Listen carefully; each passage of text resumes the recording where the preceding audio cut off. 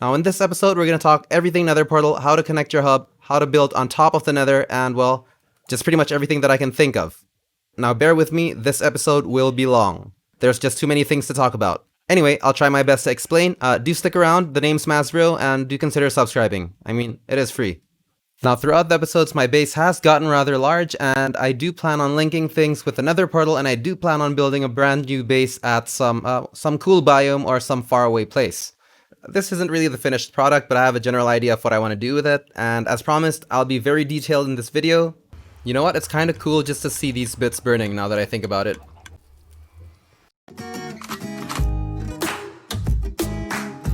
So these blocks to my right, they represent blocks in the Nether, and this grass to the left, they represent blocks in the overworld. Now for every 1 block that you travel in the Nether, actually equates to 8 blocks in the overworld. For example, walking from here all the way to here would be equal to walking all the way from here to here. Now I think that's pretty amazing. Let's just see that again side by side. This becomes even cooler when you think about the fact that there are so many methods of moving around which are a lot faster than walking. I don't want to leave any of the new players out, so to get a Nether portal, all you gotta do is mix lava with water. If you find a lava pool inside a cave or on the outdoors, all you gotta do is just pour lava on one of the corners. I mean water. So yeah, that works, and then it'll turn to obsidian. You can pick the water back up, and if there's any spots left, you can just pour again on the corner. Rinse and repeat. Next, all you gotta do is grab diamond pickaxe and mine away. It does take a very long time to mine obsidian, give or take 10 seconds, and to make your first Nether portal, you'll need roughly 10 obsidian. Yeah, 10 should be enough for your basic Nether portal, and we'll go make one now. This is gonna get really complex really soon, but this is still the easy bits. So this is what a basic Nether portal looks like. You don't need obsidian on the corners, but you can use obsidian on the corners if you want. Then all you'll need is some flame source, maybe a flint and steel, then just right click on the portal and voila. Right, and the next thing that we want to learn is how to get to the Nether roof. This will be very useful for your Nether hubs. So let's just step right into it. So once you get to the Nether, you'll want to go all the way up, And we're now at the roof of the Nether. Alright, so now we're at the top of the Nether, and as you can see, there's bedrock, this thing here. You can't mine through bedrock. Now in order to actually get to the roof, you need to find a certain formation of bedrock. Right, so this here is suitable. It's 2 blocks wide. As you can see, it's, well, that's the shape. I'll break that again. And second of all, it's the perfect height. If you press F3 and you look at the targeted block, you can see that this is at height 126, which is just 1 layer under, well, the ceiling of the bedrock. Right, so at this point, what you'll want to do is place 5 layers of ice on this side here. 1, 2, 3, 4, and 5. And then you'll want to right click with your ender pearl, and that will teleport you to the top. Do bring a few ender pearls, as it might not work on your first try. Let's give this a shot. If you suffocate, just press the jump button. But luckily for us, that worked the first time, and hooray, we're up top on the bedrock. Well, we're almost there. I mean, as you can see, it's just my ugly face stuck on top of this right now. What you'll want to do is just throw the ender pearl one more time, like so. And okay, we did it. We're on top of the bedrock. That's great. Now there's another way to do this. If you don't have the snow layers, all you gotta do is bring a lectern and then place it on that block there. And okay, we can try again. It might help to put your field of view to ultra wide. You get to aim better, and okay, let's give this a shot. Right, that didn't work the first time. Let's try again. Nope. I gotta say, it's a lot harder with the lectern. Let's try again. Okay, we made it. Honestly though, it's way easier to use the snowflakes. You'll waste a lot of ender pearls using the lectern method. Right, that was the basics of getting up to the roof. Now we're gonna go step by step in a way that makes sense. First things first, I'm gonna break this Nether portal. And let's build it on our hypothetical overworld bit here. Now the way Nether portals work is that if you already have one on the opposite side of the world, as in the Nether, that was already in place, if you build a new one, that correlates to the same general area, relatively speaking. Alright, so let's say you want to link this Nether portal here to one in the roof of the Nether. That's pretty simple to do. Let's just step right in. So before we go to the roof to link up our Nether portal, or in general, if you just want to link up Nether portals, whether you want to do it on the roof or just somewhere else around the area, one good practice to do is take a note of the blocks where this was made and just copy the exact same location for now. Look at the targeted block on the right of your screen. You can see that the left side here is at 15 minus 4. And the right side is at 18 minus 4. Just memorize those numbers, and then we'll just break this one here, and we'll go all the way up top. Okay, we're at the roof of the Nether now, and again, look at the coordinates on your screen. Targeted blocks, that was 15 minus 4, so that should be here, and then it was at 18 minus 4, so that should be over there. Okay, now let's go make that Nether portal. And if nothing goes wrong as soon as we go in, you may very well end up at the wrong location. As you can see, this was not the intended destination. Now there's a simple fix to that. All you gotta do is just break this one, so that portal is broken, and you go find your original one, which is over on this side. And once you step in, you'll end up at that one on the Nether, the original one that we intended to use. And again, this is the only portal that I have in the Nether. There's nothing else nearby. And if I step into this now, it actually properly links. And we'll just do that a few more times just to prove it. That's the broken one earlier. Step into this. Okay, and step back into it. And done. We've actually linked another portal. Right, so the next thing we want to figure out is how much further in the Nether do we need to move a portal before it actually generates a new one in the overworld. Now, I've made several new portals. This one is the original one that we linked to our overworld. And I've built another one here, and another one there, and another one there. Each of them are roughly 16 blocks apart. Now this second one still goes to the original one, as you can see. And the third one, which we actually accidentally got linked to, also links back to the original portal on the overworld. Now let's try the fourth one, which is... not sure which side is which. I think it's that one. Let's just try. I think it's this one. Yeah, I'm pretty sure. Yeah, it's this one. I see from the coordinates. This is the fourth portal, which is around 48 blocks away from our original portal. And let's step right into this one. And finally, it generated a new portal. So give or take, you know, around 32 to 64 blocks away. It's easier to just experiment, to be honest, because there are these things called boundaries here. The mathematics gets a little bit complex, but the easiest way to do it is just by trial and error. Unless you're an absolute math guy, which I'm not.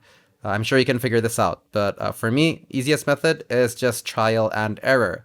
Now that we've actually generated a new portal over here, let's just pretend that I have a very simple dirt house, because we all love dirt houses, right?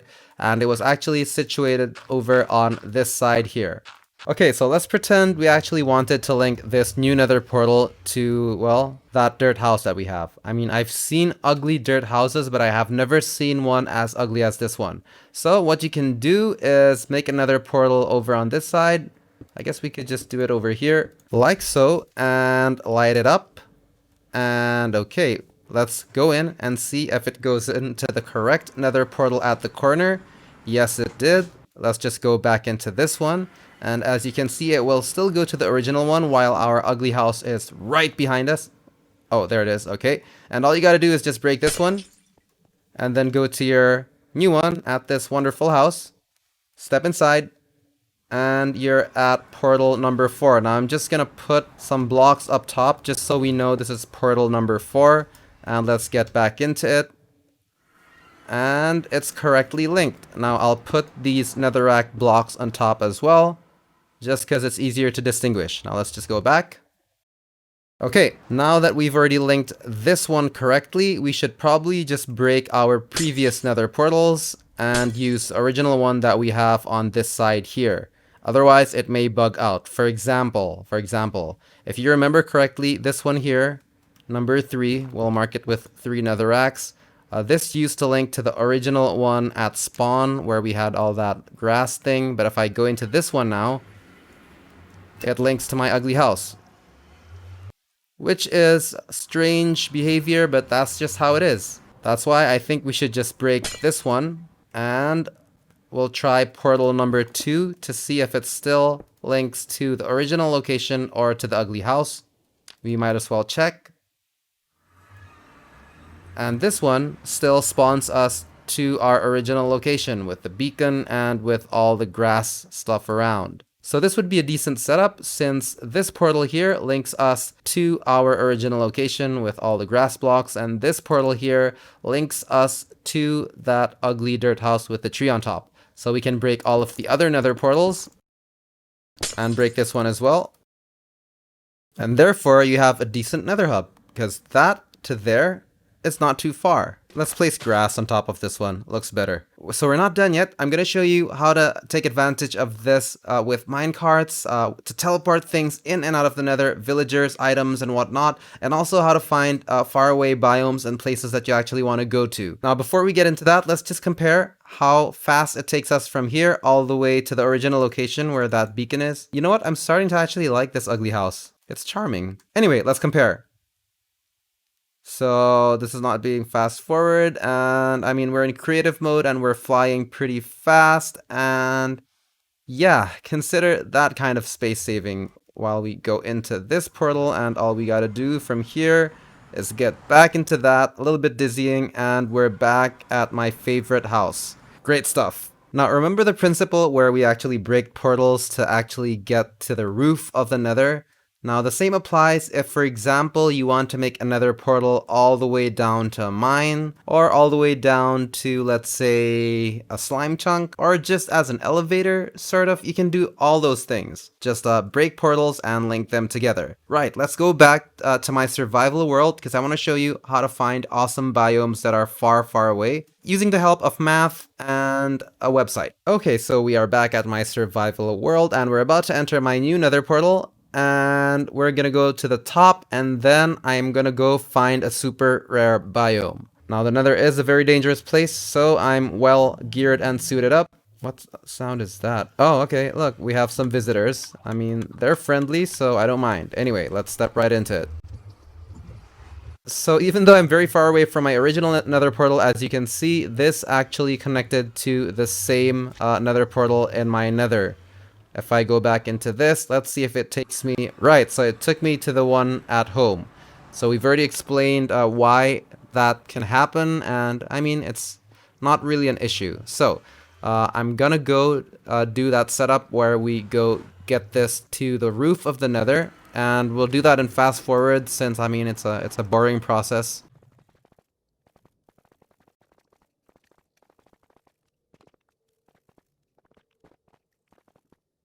Okay, I'm up top. Let's go find those blocks that we mentioned before. Okay, I think that should work. That's 1, 2, 7. Let's give it a try. 1, 2, 3, 4, 5 stacks of ice. And time to ender pearl it. Let's hope I don't suffocate. Alright, we're up top. I already memorized the coordinates that I need to build this at. Right, that should be correct. Damn, I forgot to break my nether portal underneath. That sucks. Anyway. Okay, so that linked us to this baby here. That's great. Let's try and go back in. Oh, alright, that works perfectly.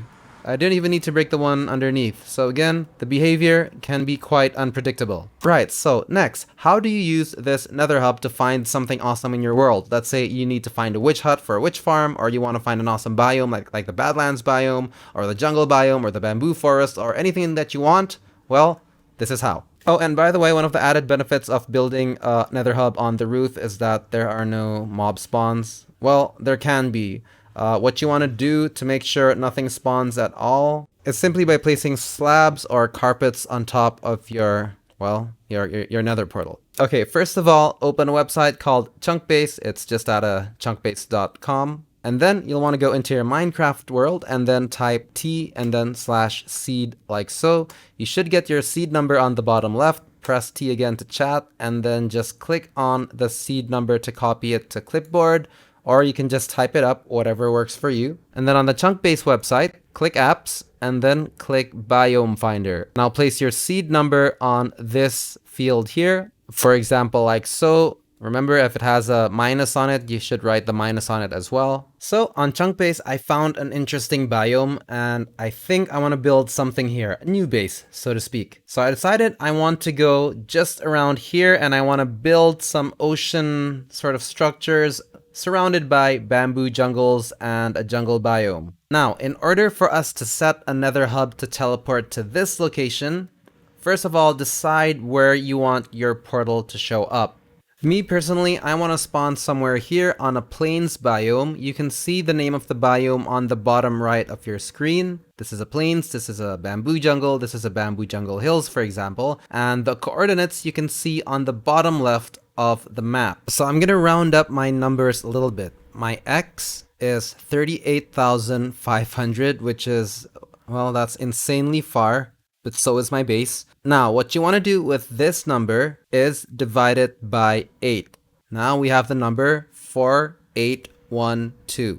And for the Z, I decided to go to minus 7350. And you'll want to divide that number by 8 as well, because that is a corresponding number in the Nether, and we have minus 918. I'm going to show these numbers on screen. 4812 on the X and minus 918 on the Z. That's where you want to go. Okay, and another cool trick is, well, you can ride your horse in the Nether. So that's exactly what I'm going to do, since we are going to travel quite far. Is that not big enough? Wait, hang on. Okay, the horse is in. The horse is in. Now we just got to follow suit. All right, great. Time to find our bearings. Now, if you actually pay attention to my coordinates on the screen, I'm at X 4000-ish and Y minus 700-ish. So, to be honest, I'm not too far from where I want to go. Okay, let's do it.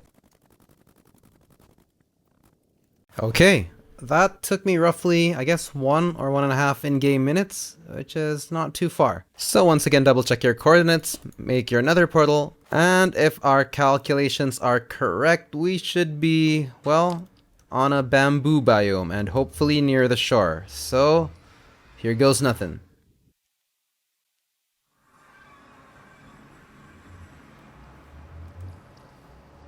Alright, we're at the jungle biome. So, and the bamboo as well, and near the shore. So, that was perfect mathematics. See, I don't like mathematics, but sometimes I'm good at it. Well, I mean, to be honest, that wasn't very hard. Oh man, look at this. This looks good. After being in a savanna biome for so long, this is so fresh to see. I want to build something awesome here. This did take tons of effort to make. If you've watched all the way till here, I guess this has been useful, and don't forget to like and subscribe. It would really help my channel, and it's free. Anyway, even though I'd like to explore this biome a little bit further, I did promise some tips on how you can manipulate the nether portal to your advantage. So let's go back to our creative world. Before we continue, since we are talking about mechanics and how to take advantage of them, it's important to note how small and large these nether portals can be. The smallest size is, well, this here. 3 blocks high, 2 blocks wide. And the largest you can make this is 21 by 21. That means the frame would be 23 by 23. Holy shit, I've never actually seen another portal this big before. Well, I'm sure people have done it, but I have never seen it. Wow. It's like when you have a small TV and suddenly upgrade to a bigger one. Okay, first mechanic that I want to talk about is throwing items into a nether portal. For example, I'm going to throw these obsidian blocks in. Like so. Alright, some of them are still here. I'll just pick that up and I'll throw it again. Okay, they're all on the other side. You can see my inventory is empty. If I go in, there you have it. All of the obsidian is on this side. This can be useful for a lot of things, but that's probably for another video. Well, there's a simple way to automate sending items through the portal. This is the simplest way. You can just set up a little, well, holding area, pour some water on one corner, and I throw all of my lantern in there. Okay, they're gone. If I go into the nether portal, I'll pick it back up again. Okay, it's all in my inventory. You didn't see the items on the floor because I picked it up too fast. Now, if you've been to my videos, I'm sure you've seen my iron farms, food farms, and whatnot, and well, you can use this as a method to transport items like that through the nether as well, either using water or using a redstone clock and, well, a dispenser, for example. Now that I have a dispenser dropper system set up here, it's just a hopper going into a dispenser with a redstone clock activating it, meaning that whatever I chug in here will be thrown into the nether. As you can see, if I put things in here, for example, let's just put in lanterns. As you can see, it'll chug it into the nether. Now, unfortunately, well, hang on, let me just fix that. With some glass, it's not all of it is being thrown in. Okay, that's much better. Okay, that's the last of it, and as you can see, they're all over here, which is a very cool mechanic. Now this here, for example, is a very simple mechanism that we can use to pick up items once we throw it through the portal. Right, chests are empty. Let me go to the other side. And now there's something very important that you need to know. For example, I put in the warped planks again in here. It's throwing it out, right? And as I go to the nether, you'll see some still being spurted out, right? But it will stop. That's all. You only get some of them. So what happens in the overworld will pause as you are in the nether. So for you creative folks out there, you can use that mechanism to your advantage. Now watch as I go back. It will continue chugging it into the nether, but again, once we go in, that process stops. Okay, I'm going to destroy this and show you another mechanism. This time, we're going to play with minecarts. You can actually connect it with rails on the other side of the nether portal as well. One thing that I've noticed during my testing is that in order for the rail tracks on the other side of the portal to receive the cart, you'll actually need to do some modifications on this end. For example, let me try and push something from here to the other side. It will get stuck on the rail tracks. Like so. So two things to do here. First, I do recommend putting glass blocks or any sort of blocks to ensure that it goes to the direction that you actually want it to go. And I'll do the same on this side. And number two, you can't actually put this rail level with the portal. So watch what I do here. I'm going to put it underneath like so. And let's run it on a nice little loop. So this block here, that will receive the rail cart. It'll go around and then into the nether portal from this side. And we'll have to do the same exact thing on this side as well. Right, so another really cool functionality of the nether portal system is that it can actually accept minecarts. Minecart with hoppers, minecart with villagers inside, for example. So let's do a quick example with the minecart. I'll just send one in. And if we follow through, you can see that it goes in, but it won't go back in. Now that's one issue. I'm wondering if it has something to do with the fact that this is the same nether portal that it actually went out of. And well, since we know that building another portal right next to it will actually get it into the same nether portal in the overworld, we might as well give it a test and we'll do something like this. Alright, so let's see if a minecart will actually want to go into the other nether portal, since it wouldn't want to go into the same one. I actually enjoy testing these kind of things, so let's give it a try. This is going to go in, and I'll follow real quick, and that minecart is headed into the other nether portal. And no, it does not. So a minecart will only go into another portal once, so it will not infinitely loop. So naturally, my next experiment would be, what if that minecart was reset simply by leading it into a cactus, breaking the minecart, putting it into a dispenser, and then sending another minecart out automatically? Will that actually work? I love doing these things. So let's give that a try.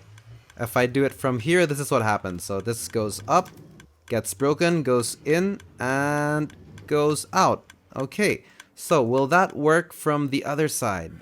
Okay, so I have this setup done here, and I have another setup on the overworld, exact same thing, just to receive the minecart. Now, issue here is, if you remember our previous experiment, the item dispenser will dispense items, but once you go to the other world, you will actually not receive any more items, as it just stops working once you're on the other side of the world. Right.